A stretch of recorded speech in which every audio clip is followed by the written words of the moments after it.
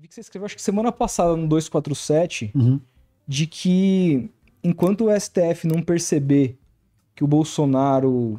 Eu publiquei e eles colocaram. Ah, eles colocaram. É. Tá. Eu li por lá. Enquanto eles perceberem que o Bolsonaro não tem que ser preso pelos crimes que cometeu, ele vai continuar tentando esse golpe institucional. Meu ponto é, por que você acha que ele não foi preso ainda? Segundo ponto, você acha que ele ainda tem força para conseguir esse golpe? E mais, o futuro do bolsonarismo, você acha que pode culminar numa candidatura da Michelle? Acho. Eu não acho que ele tenha força para dar um golpe. Eu acho que ele utiliza essa categoria para manter a base dele mobilizada e coesa. E acho que ele não foi preso ainda porque, a despeito do que dizem os operadores do direito, ou até mesmo os juristas, formulador de doutrina e tal, a justiça não é imparcial. Ela não é cega, mas enxerga no escuro. A justiça se aplica de diferentes maneiras, considerando a tua raça, considerando a tua condição sociopolítica, considerando a tua posição socioeconômica. Tá? Tudo isso é fato. Então, é muito difícil prender.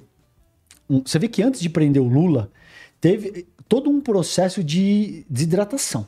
Derretimento. Ele precisou ser criminalizado. Sim.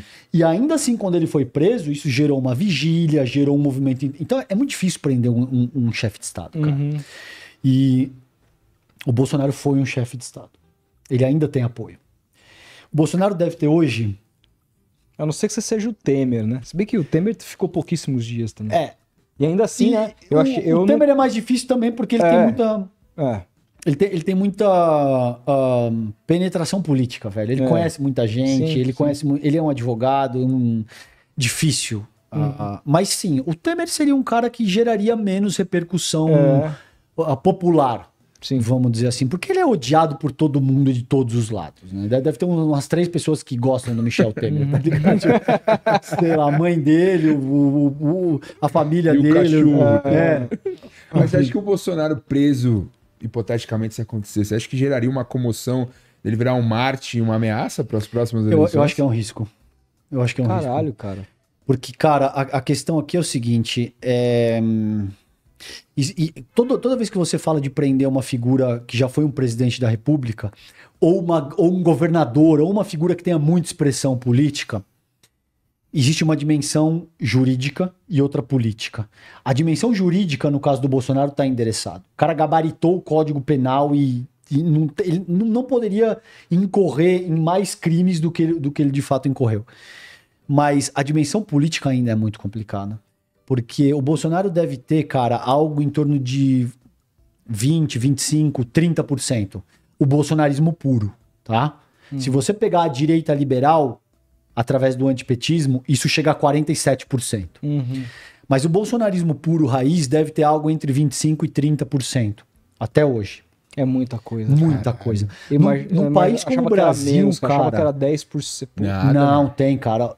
E assim, nada me desagrada mais do que... Entende o que eu tô te dizendo da constatação material? Eu sou totalmente contra o bolsonarismo. Mas eu não vou chegar aqui e falar o Bolsonaro tem 5%. Não, cara, negar você é louco, a realidade, velho. Entendeu? O Bolsonaro saiu, mas o bolsonarismo vive, né? Exato. Não, o bom analista, ele é o cara que se atém à materialidade dos fatos, cara. Não é aquilo que eu quero que seja. Eu não gosto da Argentina e o Messi não joga nada. Pô, você tá louco, velho? Os caras são campeão do mundo. O cara é o Messi, velho. Não é porque você não gosta da Argentina que o Messi não joga nada. O cara joga e eu posso dizer, eu não gosto dele. Entendeu? O que não é o caso, eu gosto do Messi, mas entendeu o que eu tô dizendo? Sim. O cara joga independentemente do que você pense, velho. O Bolsonaro tem 25%, 30% de apoio, independentemente daquilo que eu queira que ele tenha ou não. E num país como o Brasil, nosso último pleito teve 150 milhões de pessoas aptas a votar. Faz as contas, cara. 1/3 disso... Tô falando de 50 milhões de pessoas. Entendeu? É do cara. É maior do que a Argentina inteira, velho. Caralho. Então você deve ter algo em torno ainda... Ele teve 57 milhões. Eu não acredito que esses 57 milhões de votos de 2022 sejam bolsonaristas. Claro. Mas você deve ter, desses 57, Pelo menos 30, 35 milhões que são. E se isso tem 0,1% que está disposto a se mobilizar em caso de prisão dele, faz a conta. Você tem 30 milhões. 1%, cara, 10% seria 3. 1% seria 300 mil pessoas. Ou seja, você tem 0,1%, você tem 30 mil pessoas que estão dispostas a ir... acampar na ou frente. seja, o que Isso é um mar de gente, o que você está dizendo para mim é que no Brasil a política é levada muito mais em consideração do que a justiça. No mundo. No mundo. No mundo, Rodolfo, eu te diria. No mundo inteiro. Porque a gente viu, por exemplo, uma presidente ser destituída do cargo pela alegação jurídica, quando depois foi provado que não existia crime nenhum. E aí a gente tem um ex-presidente que cometeu os mais diversos crimes, mas não pode ser preso porque tem apoio político de grande parte da população. Sim.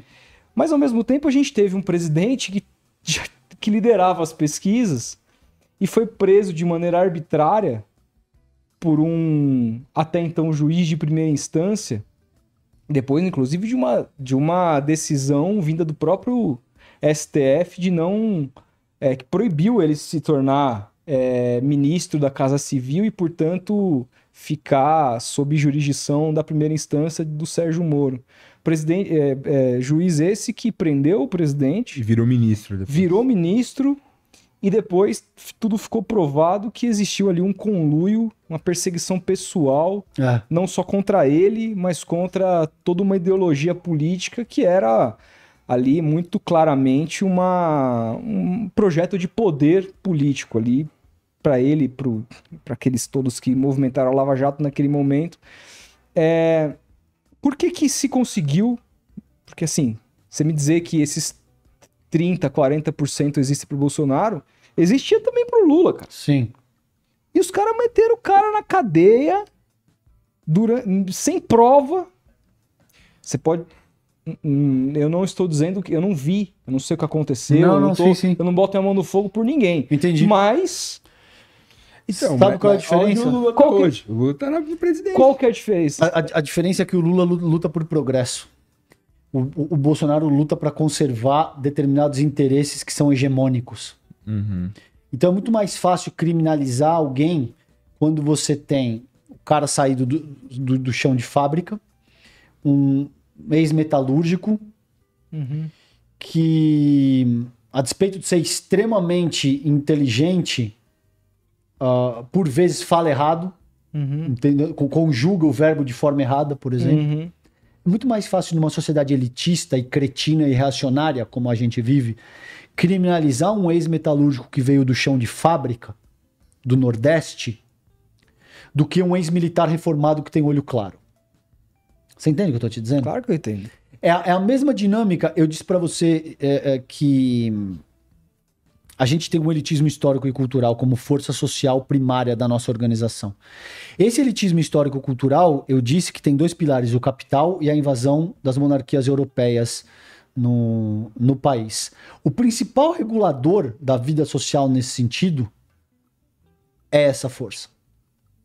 Por isso que, por exemplo, o Putin invadiu a Ucrânia e foi prontamente denunciado pelo TPI, Tribunal Penal Internacional. O Netanyahu barbarizou, matou mais de 7 mil crianças palestinas. Não aconteceu nada. Nada. Nenhuma denúncia sequer foi oferecida. E não vai ser indiciado. Porque o principal regulador, tanto da nossa política doméstica quanto da sociedade internacional, é o capitalismo anglo-saxão. Aquele papo que você falou, né? Dos mais fortes. Isso. Sempre mais privilegiados. Isso.